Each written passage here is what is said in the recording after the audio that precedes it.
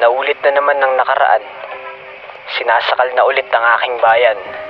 O Pilipinas, kung mahal, sabihin mong mali ako. Pero nung pinaslang ang mga bayani mong sina General Luna at Andres Bonifacio, di ba Pilipino ang may gawa nito?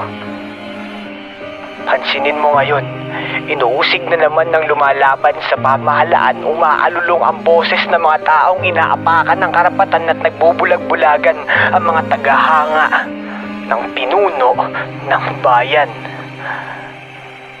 Pero ako, alam ko at sigurado akong binuklat ng muli ang libro ng kasaysayan dahil noon pa man, hindi naman gobyerno ang kalaban kundi ang mga taong umaabuso sa kapangyarihan ng upuan. Kaya kaibigan, sa dami na ng namatay, napatay at pinapatay pa, paano mo nagagawang magbingi-bingihan kung dinig na ang katotohanan? Gising na. Masyado nang masarap pang tulog mo.